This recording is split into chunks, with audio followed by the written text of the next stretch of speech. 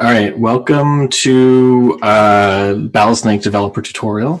This is the first one of a few that we're going to be doing here on the Switch channel over the next couple weeks. My name is Brad. I work full-time on Battlesnake, which is a real treat. And our goal today is to, if you're new to Battlesnake, if you've never made one before, I just want to show you how to get sort of up and running and get to a point where you can start programming the brains behind your snake. All right, so let's dive into the tutorial here. I think this is probably going to be about an hour. We're probably going to go until about 5. This is our first time doing this live, so we'll see where it lands.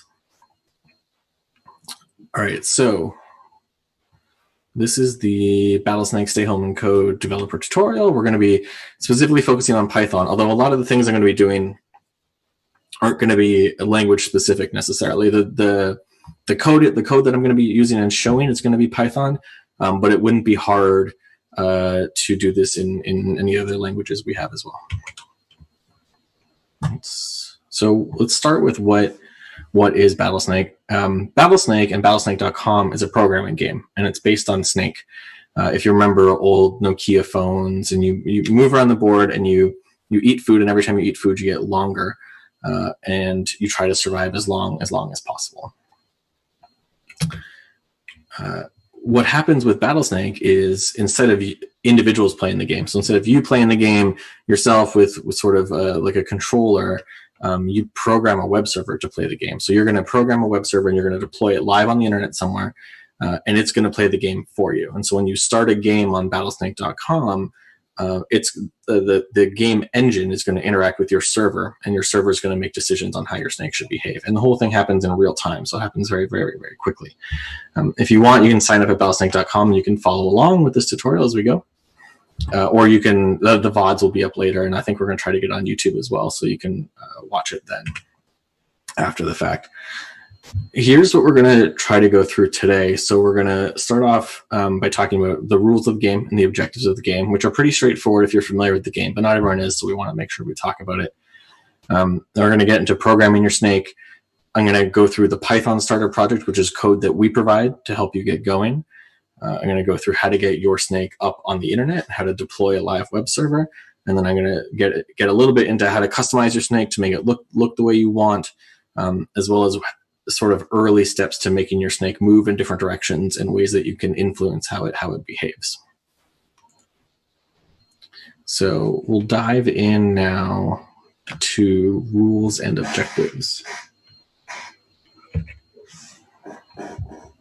So the rules of Snake are actually pretty simple. Your snake is on a grid, a square grid. Typically, most games are run on an 11 by 11 grid, but you can have games of all different sizes, and they don't necessarily have to be square. They can be rectangular as well. And you're trying to survive as long as possible. The goal is always to out-survive your opponents that are also in the game with you. So the first way that you survive is by not running off the game board. So if your snake moves beyond the boundary of the game, in this case, in this image here on the right, the snake's going up off the top of the game board.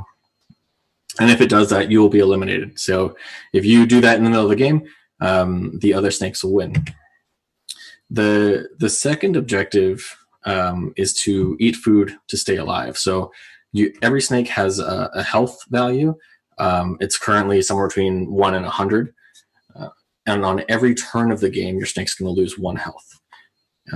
And if your snake ever reaches 0 health, then it is eliminated and removed from the board. So same deal. So you're trying to keep your snake healthy for as long as possible in order to outlast and out-survive. During the game, you're going to see these red pellets are going to show up on the game board. And every time you eat one, 2 things happen. First, your health is going to get restored to its maximum value. So your health will get reset to 100%, which is great. But your snake's also going to get longer by 1 square, by 1 unit. And that's going to make it harder for you to survive. It's going to give you some advantage against the other snakes as well. And it's also going to take up more room on the board. So it's going to make it harder for the other snakes to survive as well. The next rule we want to go over is don't collide with other snakes. So if your snake runs into the body of your own snake, and in this case, in the image here on the right, this snake is running into itself. but also if you run into the body of another snake, then you will be eliminated. So you're trying to, you got to make sure that your head always has free spaces to move into.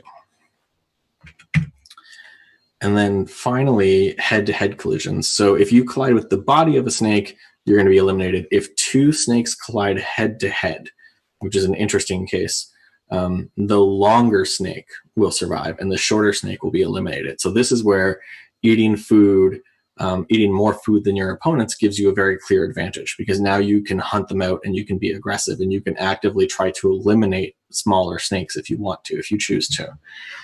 If both snakes are the same size, then both get eliminated. So we don't, there's no 50-50 roll. It's just if you're both the same size, then both snakes are going to be eliminated from the game. And as in the original Snake game, the last snake alive, or the last snake to be eliminated, wins the game. So the whole goal is to be the last one alive.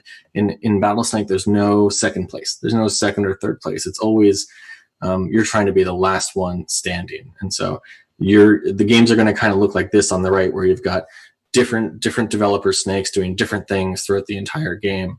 And you're trying to be the last one alive, and you're trying to pay attention to what everyone else is doing and what the best move for you is in order to stay alive the longest. That's all I have for rules and objectives. Like I said, it's a pretty simple game. If anyone has questions, you can throw it up in the chat now, and I'll try to address them. But this is also available if you go to docs.battlesnake.com. You'll see all this information as well.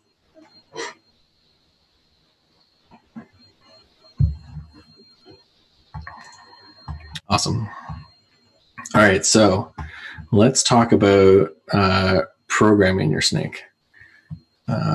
So this is where it gets interesting. So we'll talk about how your web server actually plays the game. Essentially, developers that want to participate in Battlesnake, they program a web server and you deploy it live. And it, like I mentioned off the top, it plays the game on your behalf. So when a game runs, it's going to be your web server that's actually playing the game, not you. So your web server is going to decide what move to make for each turn. What this means is that each snake is effectively a unique URL. So you deploy a live web server, you're going to get a URL that points to that web server that we can send requests to. And that URL has to implement the Battlesnake API, which I'll go over in a second. But that's how it's played. So the whole game is played over HTTP requests from our game engines to your Battlesnake server, wherever it happens to be. The Battlesnake API is actually really, really simple. There's only 4 commands that you need to worry about, and 3 of them you can just ignore completely. The 4 commands are start, move, end, and ping. So the start command just tells your snake that a game is starting. It'll give you an ID for the game. It'll give you maybe some board size, maybe some information about the number of opponents you're going to play against. But it's just to, if you want to allocate any resources or if you want to do any computation on your end, it's an opportunity for you to get ready, for your web server to get ready to start playing the game. The move command I'll get into in a second. The end command is you'll receive the end command when the game is done, once your snake has been eliminated. So you'll see where the game actually left off once you've been eliminated. And again, that just tells you that this game is finished. It's come to completion. We've determined a winner. Here's who the winner is, whether it's you or whether it's not, or whether it's a different snake. And you can deallocate any resources on your end if you want to. Those are both optional. Start and end are both optional commands. The ping command is just something that we use in the game engine to make sure that your server is running. So we try to not run games against URLs that aren't responding or web servers that aren't responding. At different points in time, the game engine will call the ping command just to see if you're still alive, just to make sure, like, hey, is this Battlesnake still working? Should we enter it a game or not? And so that one, you just need to respond with a 200. You just need to say, yeah, we're still here. We're still here. We're alive. You don't have to worry about it. The move command is where the majority of the game gets played. So for every turn of the game, your web server is going to receive a move command, and it's going to have information about the current game state, which I'll dig into in a second. And your response to the move command is going to dictate how your snake behaves on the board. So I'll dig into that here. Here's an example. This is sort of pseudocode. It's not exactly how the information is going to be formatted, but I'll give you an idea of what you get. So for every turn of the game, your web server is going to receive the following information. You're going to get the game ID, so you know which game you're being asked to participate in. You're going to get the board height and the board width, so you know where you can move into, what spaces you can move into and what spaces are out of bounds. You'll get the turn number. So if you're on turn number 1 or you're on turn number 10 or turn number 1,000, you'll know how long the game has been running. You'll get information about the other snakes, your opponent's snakes, and where they are on the board. So you'll be able to place them and make sure that you're avoiding them if you want. So you have perfect information as to where they are. You'll get the location of any food, so the red pellets that are on the board. So we'll tell you the coordinates of where the food is. And then we'll also tell you which snake is you. So you can go into the list of snakes, and each snake will have an ID, and we'll tell you which ID is yours, so you can find yourself in the list of snakes, and you can decide where you want to go. For every turn of the game, you're going to get this information, and then your web server is going to reply with one of 4 choices. It's going to reply with up, down, left, or right, which is going to be the direction that you want your snake to move in. And that's what makes this whole thing really, really simple, is ultimately you're going to write a move function for your snake that makes a decision on one of 4 return values, up, down, left, or right. And your inputs for that is going to be all this information on the left, the whole board state. That's where the bulk of your programming is going to be. The start stuff and the end stuff and the ping is all sort of like optional and more advanced. If you want to get into really advanced algorithms, you can start doing things there. But if you're just getting started with Battlesnake, 100% of your programming is going to take place in that move function. Here's the game board orientation, and so there's reasons why we chose this particular orientation, but we don't have to get into that right now. But 0, 0, like the coordinate 0, 0 is in the upper left, and then you'll go down. Positive is positive Y values as you go down the board, and there'll be positive X values as you go left to right. So up to down or top to bottom is positive Y, left to right is positive X. And so if it's a 10 by 10 board, then the bottom right corner will be 9, 9. So it's all 0 indexed. That matters because you have to pay attention to what up, down, left, and right means, right? So up will mean negative in the y-axis, left will mean negative in the x-axis, and so on. It's just important to understand early on because if it's easy to get tripped up around that if you don't understand how the board is oriented. Other technical notes that we should talk about. Snakes have to respond with a 200, so you have to respond with an HTTP 200 to the request, or else we'll error out your snake. Every snake has 500 milliseconds to respond to every command, which is a lot of time, and it should be more than enough time for most people doing most things. So I wouldn't worry about that too much, but that just makes sure that the game is fast and that no one's has an advantage in terms of like enormous amounts of compute cycles or something they can put behind it. Also note that 500 milliseconds includes round trip latency. So our game engine has to talk to your web server. And so any time it takes for us to send the request and for you to send your response back also has to be within that 500 millisecond window. So think about that too. If you care about that timeout, just make sure you take that into consideration as well. If your snake fails to do either of these, fails to respond in time or fails to reply with a 200 OK, your snake will move forward by default. So we'll take whatever your last move was and we'll reapply it. If that means your snake runs into itself, or if that means your snake runs off the board, that's, that you didn't reply, so your snake will then be eliminated. The last thing, and this is a more advanced thing. Our engine servers run in AWS in the US West 2 region. So if you're looking to hyper optimize latency and round trip latency, and you're trying to decide where you want to put your servers, that's just so you know where they are so that you can minimize latency if you really want to. If you don't know what that means and that doesn't make any sense to you, don't worry about it. It's fine. It's not something you'll have to worry about. The last thing I'll note here is that all of this is available at docs.battlesnake.com. So it's all there, and I'll pop into the slides and I'll show you really quickly. So here's, if you look, I'm just at docs.battlesnake.com/rules. There's a getting started guide here that has the 4 commands. And then the Battlesnake API is here on the left. And this will show me the details for each of those 4 commands. I'll dig into this a little bit in a minute. But I just want to show everyone that this is all available on docs.battlesnake.com as well. And we'll let's kill the screen share for a second, and we'll pause there for a brief moment. Any questions coming out of chat before we kind of dig in with respect to rules or gameplay or how the snakes actually function?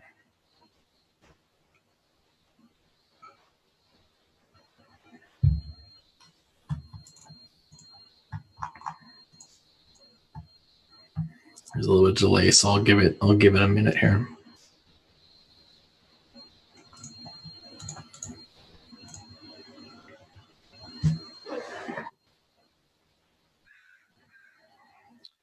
So I'm gonna, before we dive into actually coding, I'm gonna show what this looks like. Let's do. I'll show my screen again. If there's still questions, just let me know, and I'll pop into the screen share and I'll answer them.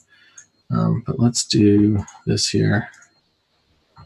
I'll get my screen back on. So this is BallastTankcom. This is play.ballastttank.com, where you can create these snakes and run these games. I'll just show you what creating a game actually looks like, so you'll get an idea for it. In the top right here, you can say create game, and then you can pick any of your snakes here on the left. So I've got a bunch of snakes that I work on and that I deploy and that I own. There's also any teams that you are a part of. So I'm part of the Battlesnake official team, so I can also use their snakes. So let's say I want to add, so I'm creating a game here and I want to add some snakes to the game. I want to add our official snake. I want to add, maybe I'll add my down snake and my up snake. I can also search for any public battle snakes. So if I know that there's one, if I know the username or if I know of the team name, I can just freeform search to add someone. So I know this is a snake that I know, so I can click on that one and add. And if you choose to make your snake public, then other people can add it to your game and they'll be able to find it in that dropdown. So I'm going to add that snake. And then I'm also there's also this add a random battle snake button, which you can click and it'll just take a random public snake. So this random Snecky Snack by Wildstrom is going to play this game as well. On the right here, I can choose my board size. So I can do 7 by 7, I can do 11 by 11 or 19 by 19. I can also make it custom. So if I want to do a rectangle or a larger board size, I could do that as well. But we'll just stick to the medium ones because that's what we're going to use for most of the arenas and tournaments as well. So once I've got my game made up, I can hit start game. And now the game's going to run. And so this is the first turn of the game. And so the board will show you where we're at currently. And keep in mind that as we play the game, I'm not playing the game. All these snakes are their own web servers that are going to play the game live. So you can see there's Battlesnake Official, which is that there were 2 bottom tier Boombas that got in, a down snake, a Snecky Snack, and an up snake. So I'll start the game. I can just press play to get the game going. And there we go. So a lot of snakes were eliminated really, really, really early on. I can use my arrow keys to go back and forth in the game. So I'm going to back up all the way. And so you can see, let's take a look at some of these snakes. So if you look at the down snake immediately just goes straight down and then gets eliminated on the yellow snake's body. The up snake is going to go only up. And the same deal, gets eliminated on one of the bottom tier Boombas on that pink snake there. Let's do this. The bottom tier Boombas kind of move around a little bit, and then it looks like Snecky Snack does pretty well. Yeah, and so eventually Battlesnake official gets cornered by Snacky Snack, and it decides to run into Snacky Snack's body. Don't worry so much about the strategy that's going on there, but just to let you know, like that's kind of how that's what the games look like. And then once you play a game, you can create a rematch. There's a rematch button here. I can share the game, which will copy a URL to my clipboard. I can also export the game as a GIF if I want, or I can create a rematch. So I'll hit the rematch button, and this will start a brand new game with all the same snakes. So same board size, same snakes, different starting positions, different requests. And so it'll be a whole new game just with the same configuration. I'll get that one going. And same deal. It looks like Snacky Snack is definitely the winner of this group of snakes. The other ones aren't terribly intelligent. It just gives you an idea of what the games actually look like. All right, it looks like no questions coming out of chat, which is great. So we'll dive into what it looks like to actually program these things, which is probably the most exciting part here. Let's do this. We'll share my screen. All right, so let's talk about starter projects. If you go to, there we go. If you go to github.com/battlesnakeofficial, you're going to see a bunch of stuff. There's going to be a bunch of resources, as well as a bunch of starter snakes. I'll go there now. You can see if I go to Battlesnake Official, there's a whole bunch of things here. There's a Node starter snake. There's our docs repo. There's a Python starter snake. For the Python tutorial in particular, I'm going to look at the Python starter snake. And all of these starter snakes are actually listed in the docs as well. So if I go to docs.battlesnake.com, on the left here, there's a starter snake option. And there's links here to all of the starter snakes. And these are sort of like very bare bones implementations of the Battlesnake API that are ready to be deployed. So you can deploy them. I believe they all deploy to Heroku by default. But you don't have to deploy them to Heroku. You can deploy them to other things if you'd like. But there's 5 languages that we support, but you can use any language to program your web server. We link to some machine learning resources. There's a community member built a Kotlin one. There's one in Rust. There's one that goes to Azure by default. And so there's a bunch of different options to get you started. Today we're going to look at specifically the Python starter snake.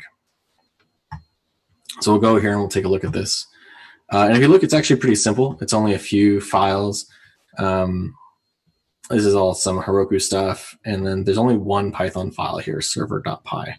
So we're going to take a look at that. Let's go here. So what we're going to do first is we can read through the README of this repo. So it's a simple Battlesnake written in Python. It lists the technologies we're going to use. We're going to use Python. We're going to use Cherry Pie. We're going to use Heroku. And then this is the one important thing, the prerequisites required to use this. So you're going to need, you don't actually need a GitHub account. You do if you want to fork it, but you definitely need the Git command line. You need a Heroku account to deploy your web server. You need the Heroku command line installed, and you need a Battlesnake account.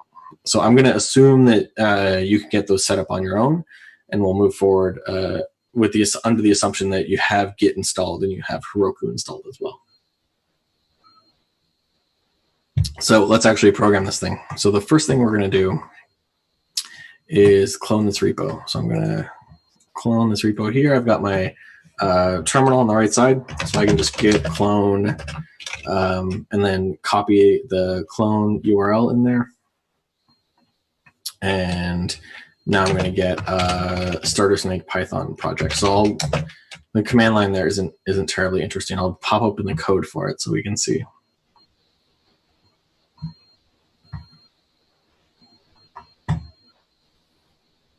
It's just taking a second for the Visual Studio Code to open. Here we go. All right. So that's all it took to get the code copied over into my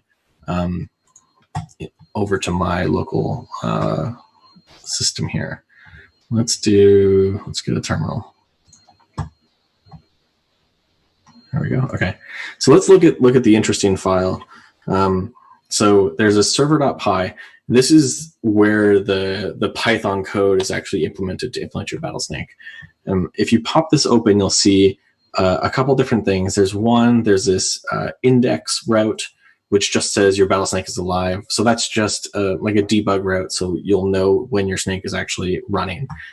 Let's ignore the rest, and let's see if we can get this actually running for now. So what we're going to do is we're going to deploy this repo to Heroku. So in my terminal here, I can just do Heroku create, and that'll create a brand new Heroku app in my Heroku account. It'll give me a URL for that app, and then I can say git push Heroku master. So this, what's this doing is this is taking all my code that I have locally and it's pushing it up to Heroku servers so that they can run my Battlesnake for me. It might take a few minutes, or at least a few seconds for this to happen.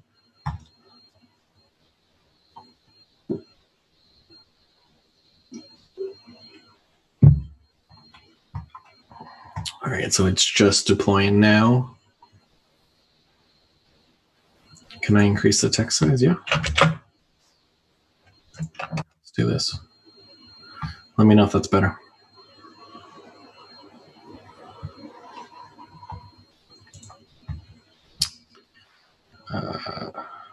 Awesome. Thanks, Zardos. All right, so now that it's deployed, I'm going to take this URL here. So it tells me where my Battlesnake was actually deployed to. We're trying to copy it.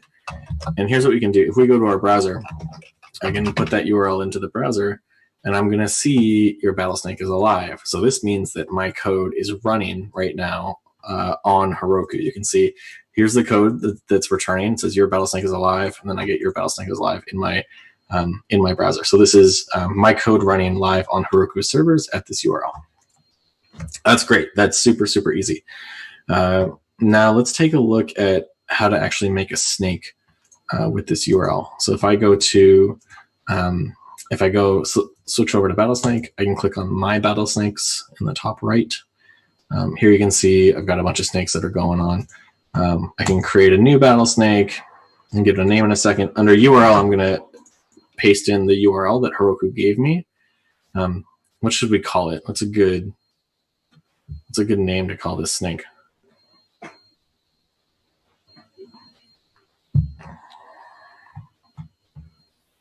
Let's call it, let's just call it Python. Tutorial snake, Python snake, Twitchy. I like Twitchy. Let's do Twitchy. Description.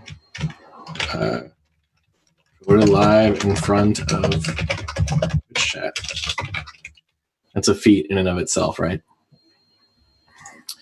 So this, I can give my snake a name. I can name it whatever I want. It has to be unique within the system. So I can't name my snake the same name as someone else's Battlesnake, but that's fine.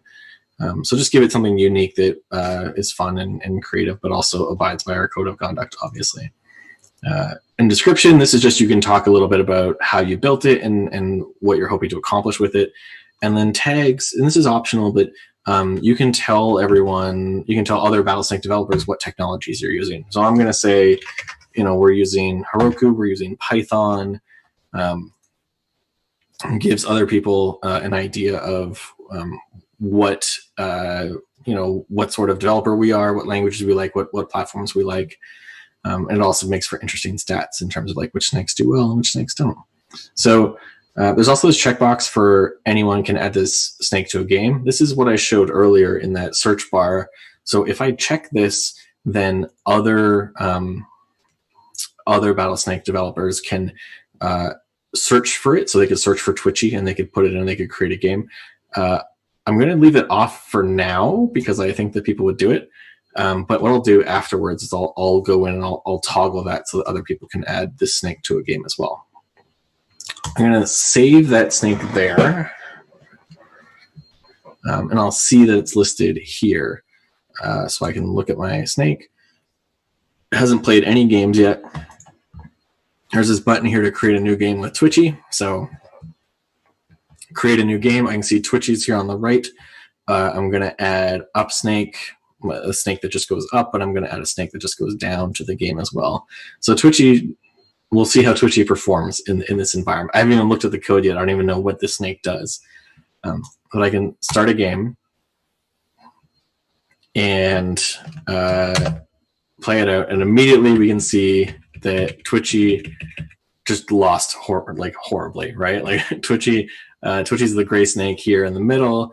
It's up on the left. It goes immediately left and then just runs directly out of bounds. So I couldn't even beat a snake that just goes up and a snake that just goes down. You can see the down snake goes straight down and then runs out of bounds, and then up snake wins the game because it's the last one alive. I can create a rematch and see if I can do better again. No, same deal. So Twitchy just moved around and then collided with itself, it looks like. And then the other snakes did the same thing. So yeah, so up snake wins. So this snake, come out of the box, this snake isn't very smart. And we'll talk about why that is in a second. But before we get into that, let's make Twitchy look better, right? Because this like gray, boring snake face is not really my style. So let's take a look at how we can do that. If you go to the docs, there's this link here on the left for customizing my snake, and you can see that as part of the start command, your snake can reply with some customization options. So this is optional. You don't have to do it. You can leave your snake gray and boring if you want. But you can also choose what color your snake is, and you can also choose what your head and tail look like. And there's a couple different options here that you can see.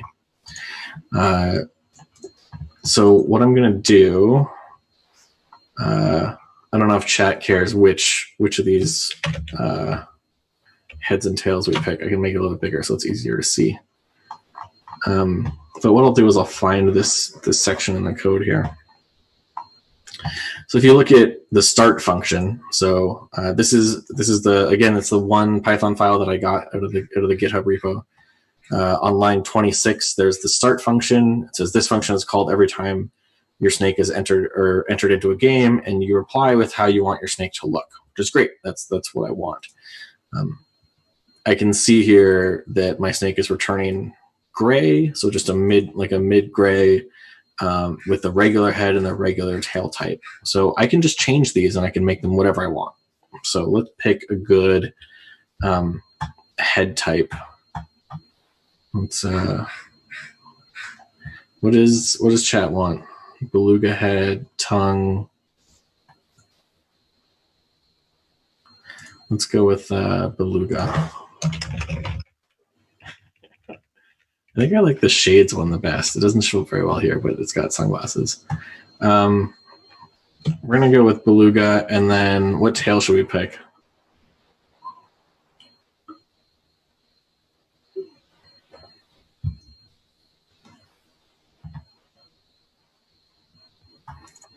See here, there's a whole bunch of different options. Fat, rattle, curled. I like curled. Let's do curled. So all I have to do to set this, right, is I'm literally just changing these strings. So I'm changing head type to beluga. I'm changing tail type to curled.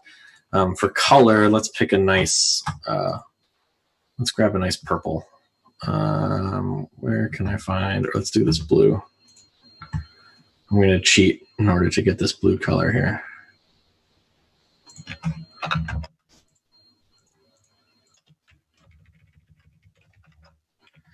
So you can see there's a little preview there of the blue, and then I can save this.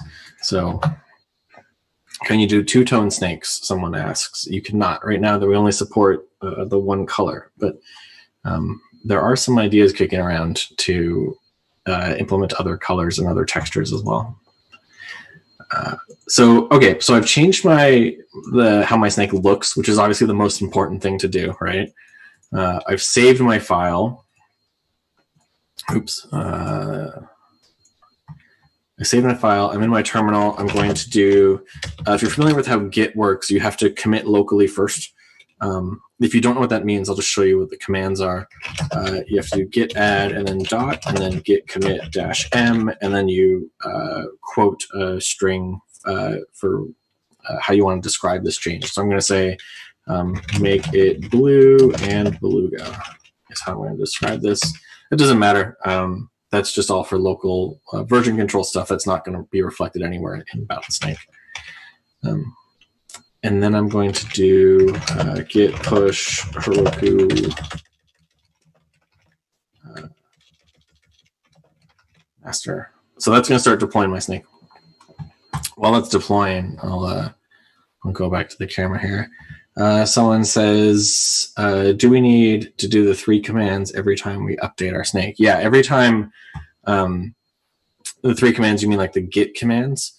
Every time you save your code, because Heroku uses a Git repository under the hood. So every time you save your code locally, if to get your code live, you're going to have to run git add and then git commit and then git push. So those are the 3 that you need to repeat. If you really want, you could write a fancy script to do that for you, but that's how you're going to have to get it live. So it's deployed now. So awesome. So I've got, I don't need to copy this URL. Heroku's told me that it's deployed. I can just go back to my game here. Sorry, you can't see my screen. Let's fix that. All right. So I've got the message here that Heroku finished the deploy. So it took my changes that I committed locally and it pushed them up to the web server. I can go back to the game and I can just hit create rematch here on the bottom left. So I'm going to hit a rematch and I'm going to immediately see that my colors took effect. So now Twitchy Snake is light blue. I've got my beluga head. And I think that if I go forward, you'll see that I have a curled tail, which is great. That's exactly what I want. So that's the typical pattern of every time you make a change to your code, you're going to run those commands. Your new code is going to end up on Heroku, and then you can start a new game. And your snake, you want to give it a couple seconds for Heroku to update, but then once you do that, your snake will move, or your snake will be running the new code. So next, let's take a look at what our snake's actually doing. So I've got this game here, and if you didn't know, so if you hit play, the game will just run all the way to its end. But you can also use the arrow keys, and you can go one turn at a time, which is actually really, really convenient. So if you look Twitchy here, first move is left, then it goes up, and then it runs off the board. So Twitchy's not doing super good. Twitchy's not very smart. So let's take a look at why. So in my code, I'm going to go down to line 37, which is my move function. So again, it's just standard regular Python. There's this move function here. And let's take a look at what it's doing. So it says this function is called on every turn of the game. It's how your snake decides where to move. The valid moves are up, down, left, or right.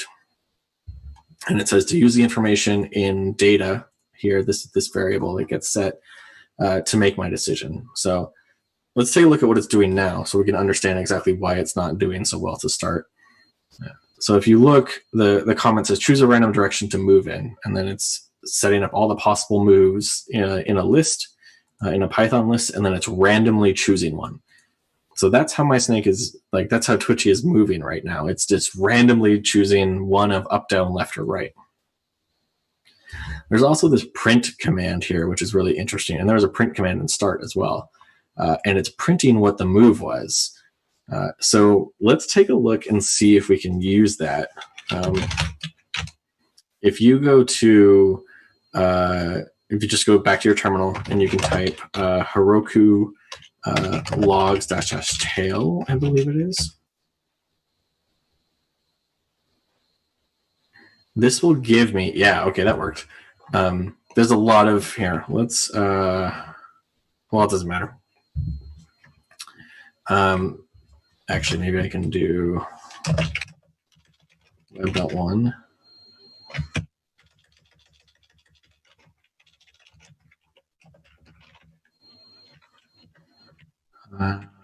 It might be, there we go, okay, that'll work. So so you can do Heroku logs -- tail. All I did is the web.1 just filtered out some garbage from the logs so that we don't have to show it on screen. But this is the output of my snake while it's playing the game. So here are all my print statements, and you can see in real time what Twitchy did. So if we restart the game here on the left, I can see the game, my game server got the start command, which is great. That's this line. If I scroll up, that's this print statement right here. And then it got its first move, and it chose to move left. So it randomly picked from this list, and it chose left. So you can see if I go 1 frame forward, Twitchy moves left. So that's what happened. And the next move is up. So again, you can see Twitchy moves up, and the next move is left. And so Twitchy moved left and ran off the board. And then it got the end command. So you can see sort of like what you can use these print statements and Heroku logs to figure out exactly what your snake was doing and why. And this is super helpful. It means you can look at a game, you can step through a game that just happened, and you can look at your logs and say, okay, let's take a look at what happened. And you can debug the moves that it's making. You can print other things as well. You don't have to just print the moves. You can just use print statements in Python. If you're familiar with Python, you'll know what that means. So that's what it's doing now. Let's see if we can do something else. I don't necessarily want to make it smarter, but let's see if we can do something else. So instead of move.random choice, what if I just say move equals right? So I'm just let's try to just only go right. I'm gonna save my file. I'm gonna go down here. I'm gonna get on my logs. I'm gonna git add dot git commit dash Twitchy go right, and then git push master. So I'm just going to deploy this code to my snake. While it's deploying, I'll pop over to camera. Let's see if there's any questions. I don't see anything right now. The Heroku deploy always takes a few minutes. A few minutes just to take effect. Let's do this here. All right, I'll share my screen again.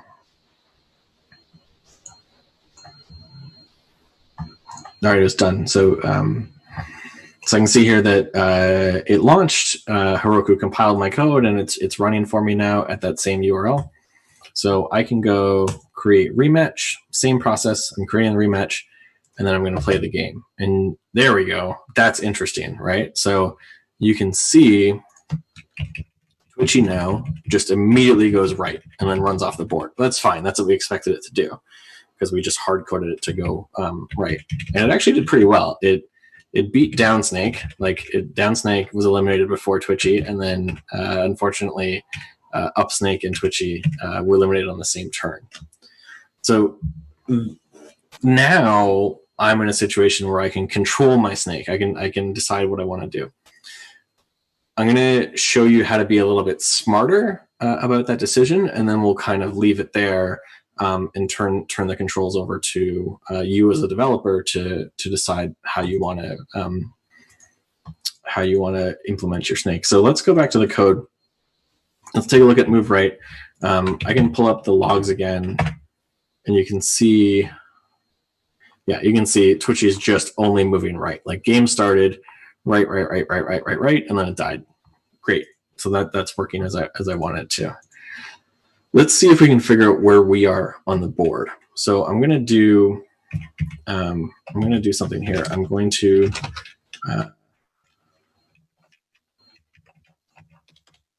let's do this. So if I go to the docs, it's here. If I go to Battlesnake API, and then if I go to the move, and I'm going to look at the data I get. So this is the JSON version of the data that I'm going to get in that move command. I realize it looks pretty complex, but I'll show you what it looks like in practice in a second. But there's a game.id, there's a turn, there's the board information. The board has food on it, so you can see board is actually board has height, it has width, It has food, which is a list of coordinates where food is. So there, in this example, there's food at 1, 3. It has all of the snakes that are here, has information about them, and then also has this special parameter that's called U, which is how you identify which snake is yours. So you have all the information for your snake that's here. What I'm going to do just show you how we can get that information and show you what that information looks like. So I can go data at U. So I just added this print. Command before we print what move we're going. I just want to print what that U snake object looks like so I can see it in practice. I'm going to stop looking at my logs. I'm going to do git add, git commit, -m, print turn information, and then git push Heroku master. Let's take a drink here.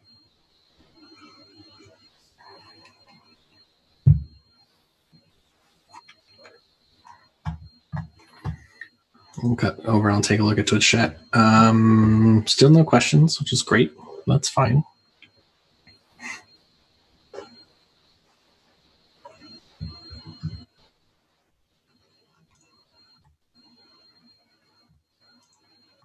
I'm going to share my screen.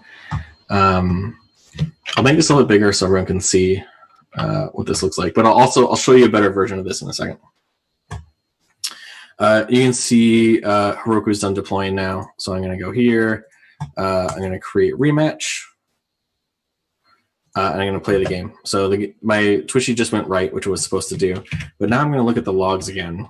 So if I look at Heroku logs tail, I can see here that on every turn I'm printing out the information from my snake. So I'm going to copy this. Just so we can let's take a look at what information is provided here. Let's make it look better.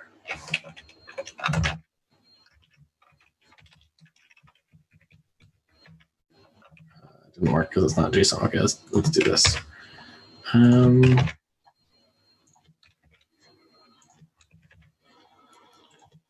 We'll ignore shout for now. So this is the information that I make that bigger too, so it's a little bit easier to see. This is the information that my snake got about myself, that Twitchy got about it, Twitchy's self on that first turn. So you can see I got an ID. This says what my snake ID is in this game, so I can find myself in the other snakes on the board if I wanted to. I have the name of the snake, so I can tell that my name is Twitchy. I know that. I have my health value, so my health is 100. Go back to this is the first turn, so my health will be 100 at this one.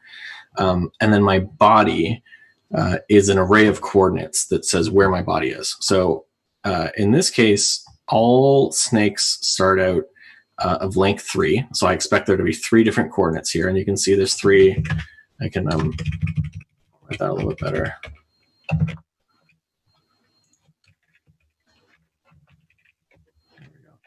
You can see there's 3 coordinates here, which means my snake is of length 3, and they're all at 9, 5. So if I go to the board, I can see that I'm 1, 2, 3, 4, 5, 6, 7, 8, 9 across, and then 5 down. 0, 1, 2, 3, 4, 5. So that's where I am. That means that all 3 of my body parts are on that one spot. The one thing, and this is mentioned in the docs, but the first coordinate for your body is where your head is. So in this case, it's a little bit tricky because we put all 3 when you start. You're actually length 3, but they're all stacked on top of one another. What I can do is I'll go to turn 2 and we'll take a look at that one. This is turn 2. This will be a little bit easier to decipher. This is the same information I got for turn 2, and you can see a couple of things here that's interesting. First one is that my health went down to 99, so my health decreased by 1 on the next turn. And also you can see my head moved. So my head is now at X10, Y5. So it moved one over. And then I have one body piece and one tail piece that's still left behind me. And on the next turn, I got the end command, which just means I was eliminated. So let's make Twitchy just a little bit smarter and try to survive a little bit longer. Let's go back to our server, and I'll make this a little bit smaller again. We'll go back to our code. Let's say we want to move right, but we also want to find where our head is. So let's say head equals data at u. We'll take a look at this. So data u body at 0 is going to be my head. So I go data u. This is Python, so I'm going to do this at 0. And so now what I want to do is, instead of printing, I'll just print my head. We'll make sure that we got that right.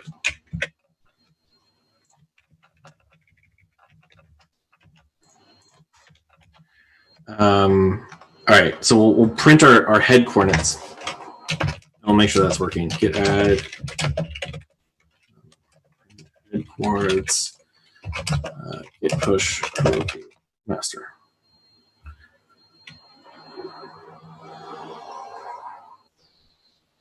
So it's just building and deploying to Heroku like it normally is. It'll take a few seconds here.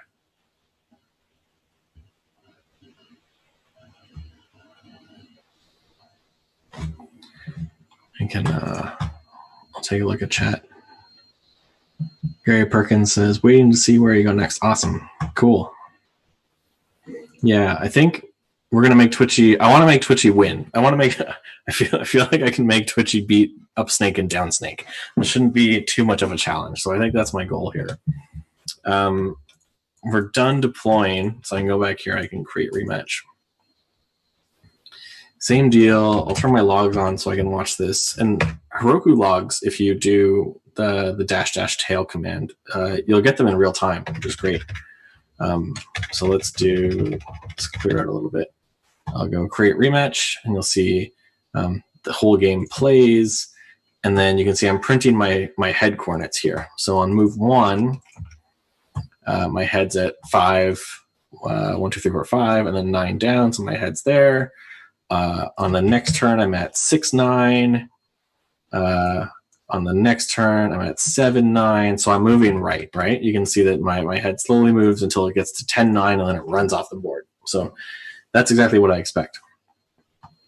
So let's do this. Let's see if we can say, let's have Twitchy run all the way to the right. And then once it gets to the right-hand wall, we're going to make Twitchy go up. So let's take a look. So we can say, we have our head. We know what our head coordinates are. And let's say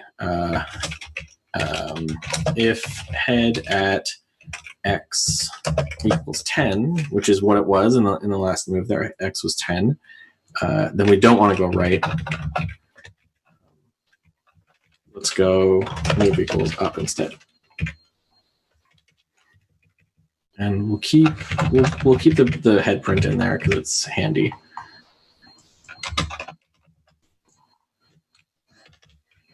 So you can see in my code here, these lines don't actually matter. How can you program so that it stays on the grid? Yeah, exactly. So that's what we're going to do now. So what we're saying is head equals data u body, and so we're getting the head. We're going to move right, and then we're always going to move right. But if our head is on the right-hand side of the board, if we're as far right as we can go, so if head equals 10 in this case, then we want to move up. And you should hard code that 10. You can get the board information from other data that's available to you in the data here. But just for brevity right now, we'll just hard code it at 10. So if I'm all the way over to the right, I want to move up instead of right. So I'm going to set move equal to up. And then I'm going to move my move. I'm going to print my head. I'm going to print my move. Let's deploy this and see what happens. Move right until at edge.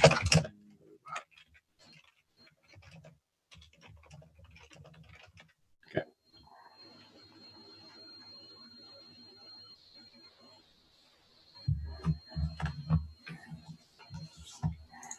Yeah, so this is like, you can see sort of how this works, right? As you look at the information you have, you look at this data parameter that you get, and it tells you everything you need to know about the board, and then you can make, like, you write Python code to make a decision on which move to reply to, which move to make. So we're almost done deploying here.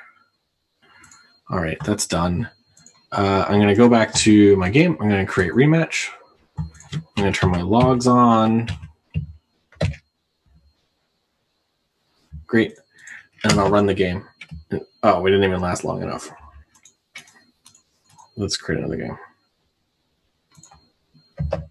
There. Okay. So that was great. That was awesome. That's exactly what we wanted. So you can see Twitchy first move.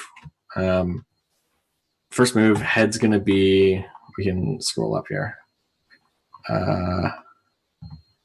First move, that's the wrong game. There we go. First move, we're at 9-9. You can see that here in the log. So our head's at 9-9, and we're gonna, and Twitchy says move right. Great, that's what we want. Then the next move, we're at 10-9, and Twitchy's gonna say move up because it hit this condition here where I said if head x equals 10, move up. And then after every one, its head coordinate continues at 10 and its y coordinate goes down as we move up. And so Twitchy just keeps moving up until it eventually wins the game. There's still a problem here in that it would have ran up off the top of the board if we kept going. But for the sake of this particular game, that actually worked out pretty well. We were able to defeat both up snake and down snake pretty deftly, which is awesome. So you might think about how you might keep Twitchy on the board, right? Of like, okay, we've programmed in this boundary where, you know, we can't go off the right side, but how would we program it to not go off the top, or how would we program it to not go off the left, or to not go off the bottom? And so those are kind of directions that you might want to move in next. I think let's go. Do I have any other slides to show? No, that's everything I had. Sweet. So I'll go here, and then I'll turn off the screen share for a second. And if anyone has any questions or specific things you want me to dig into like where you might want to go next, I'm happy to talk about that now. I can stay on stream for maybe another 10 minutes or so.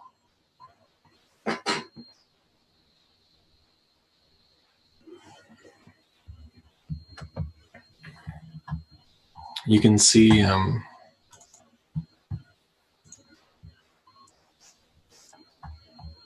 me share screen. Again, just going back to the how does your snake know where food is? So there's a couple questions. How I'd write head equals data u body 0 in Java. You can look at the Java starter snake, and it'll have some options for you there.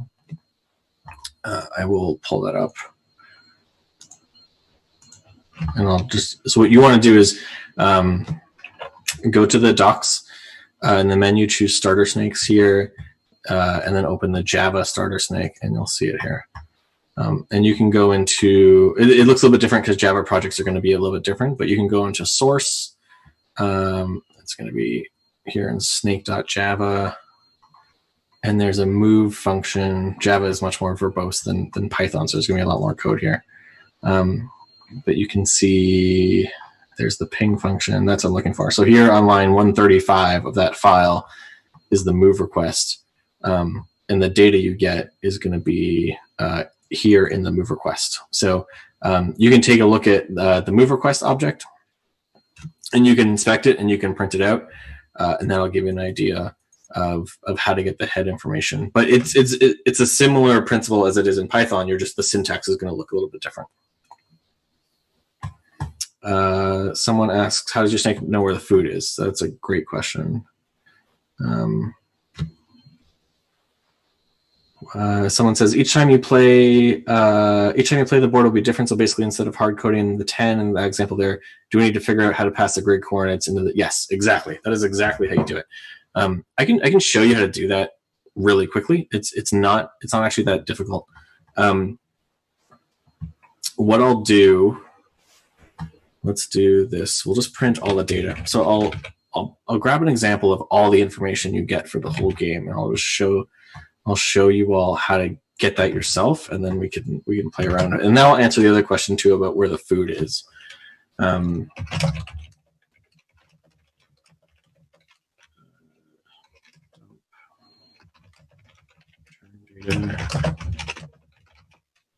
There we go.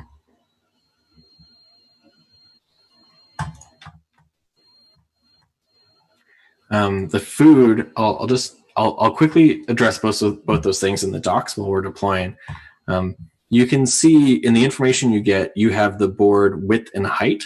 So that's where I would not hard code that 10, right? I shouldn't actually hard code x equals 10. What I would want to do is I would want to hard code x equals board.width minus 1. And that's how I would know that I was on that far right column. And you could do that. It would look like data at board at width. So that would actually do the exact same thing. Make sure that I'm not running off the right hand side of the board, regardless of how large the board is. Let's get a game going. Create rematch. Get my logs. Run the game. All right. So let's take a look at all the information we actually get here that we can play with. I was just showing you the information you get about yourself, but this is the whole information you get on every turn about the entire game. I'll just format this quickly.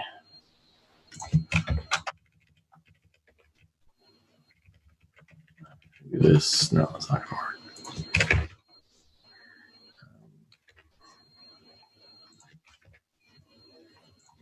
Do this and then this. We'll leave body because we all understand that already. There's other snakes in the game.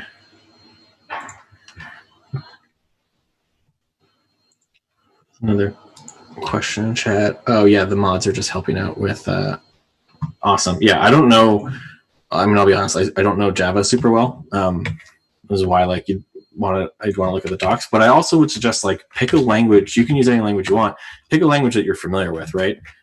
If Python's your thing, then great, use Python. If you're Java and you're more familiar programming in Java, then definitely choose Java. You don't have to choose Python. We'll get this here, and then we'll ignore the U because you've all seen that before. So here's the information you actually get on every turn. You can see this is the last turn this is the first turn of this game.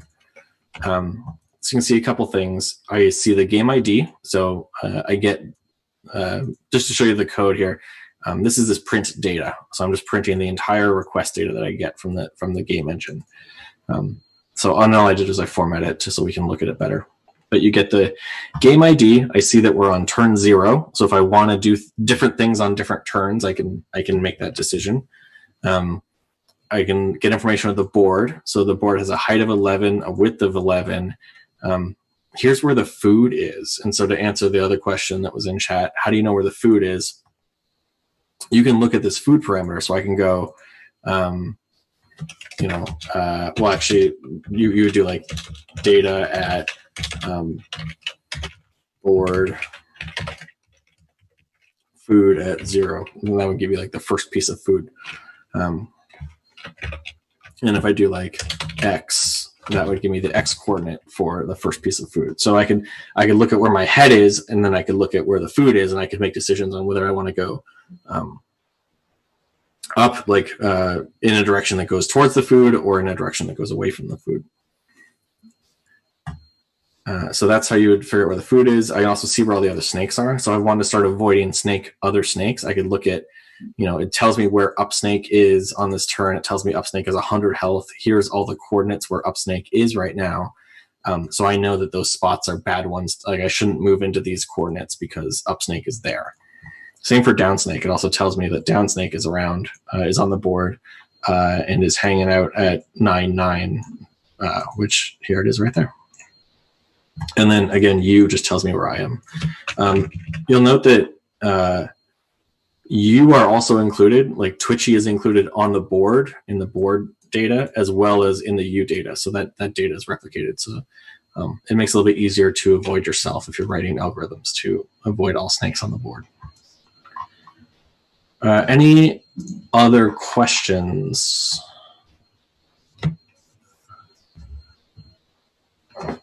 Give it a few minutes here.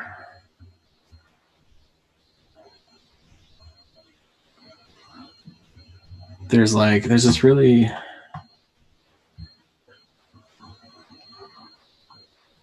let's see if I can program this really quick. I haven't practiced this, so I don't know if it's possible.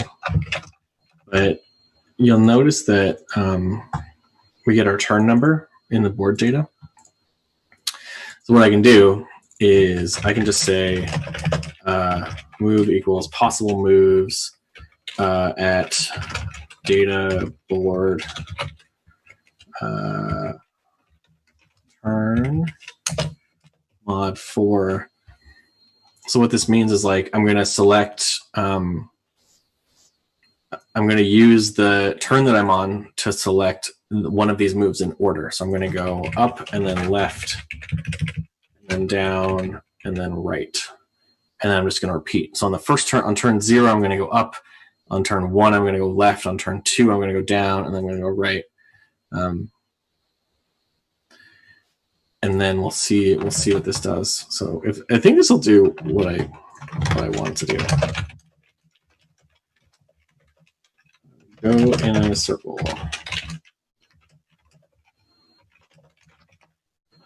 Okay, so I'm going to deploy that, and while it's doing, I'll answer some questions.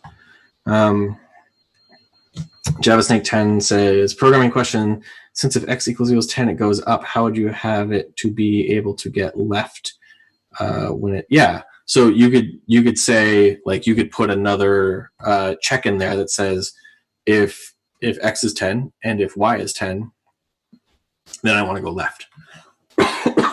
You could decide that you're up in that top right-hand corner and you want to go left instead. The tricky part is if you want it to loop around the outer edge of the board, then you got to get a little bit more creative in your programming and start looking at like how would you write that code so that it'll constantly work in all cases and you're not running over each other.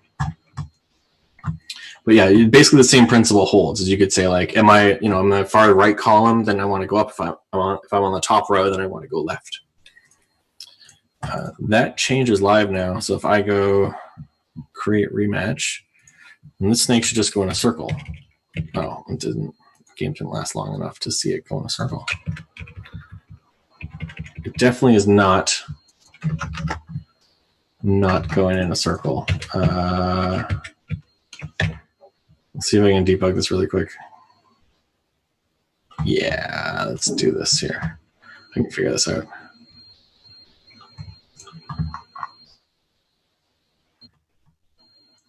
All right, let's share my screen again. So you can see there's an actual, there's actually a bug in my code. Self body key error turn. So there is no. Oh, so you can see what I did wrong here. I said data at board at turn, and that's actually not what it is. Turn is a top level, so it should just be data at turn. That was the mistake I made.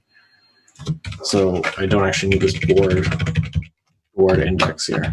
I'm gonna save that. Git add git loop. There we go.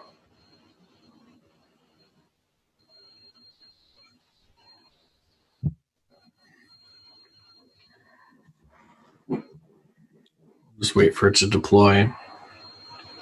That's the other thing is if you're looking at your Heroku logs, like if your snake isn't behaving the way you want it to be, those logs are like, they're your best friend for figuring out what's going on. I could very quickly look at the logs, see that I had this error in my code, and I could make the right adjustment.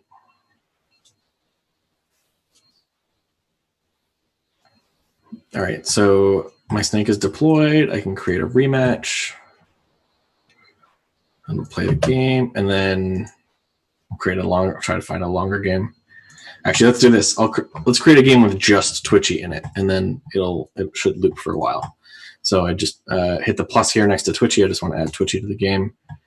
And then I'm going to hit play. So there you go. So Twitchy now just loops in itself. So it just goes up and then left and then down and then right. And then it eventually starves out because it doesn't eat any food and gets eliminated. You can see that again right there on turn 100. So it loses its last health on turn 100 and then it gets eliminated. And so that's another strategy that you can do. That strategy, you don't have to look at the walls at all. You just know that like you can loop and then maybe go try to find food at the last second. You can also, there's something else I should mention. If you create game, you can add your own snake to multiple, like your snake can be playing in multiple games, or you can have your snake multiple times in the same game as well. So I can add like 4 Twitchies to one game. I can hit start and I can run that game and they'll all just go in a loop. And so my one Heroku server is actually playing 4 games at once. It's getting separate requests for each snake for each turn. You can see that here in the logs. Yeah. And then they're all going to die out on turn 100. I'm going to leave Twitchy in that state. What I'm going to do is I'm going to go to, I'm going to turn Twitchy onto public. There we go. Okay, so now Twitchy is public. So if anyone wants to, you can create game. And if you just type Twitchy in here, you'll see Twitchy snake that we just made, and you can add it to your game. And so anyone right now on play.battlesnake.com can just start a game and then have Twitchy run in a loop on their game if they want. I'll leave that snake public for like, yeah. Loop snake does surprisingly well, especially against up snakes. I'll leave that. I'll leave Twitchy public for a little bit, and anyone who wants to can go play games against it. Yeah, I'll leave it there. If you want to, what you would do now is like if you want to actually enter the Stay Home and Code League, you could go to the virtual event. You could add, I've already added, but there's the divisions down here. You could choose a division that you want to be in. You could enter, I could enter Twitchy. There would be buttons here that says enter, enter the division. I could enter Twitchy into one of these divisions. And then that's how I would actually participate in the arena and the tournaments that are going on right now. But I'll leave that for another time. So we'll leave it there. And thanks everyone for hanging out. This was fun. We'll see how well Twitchy does in the next few games. All right. Thanks, everyone.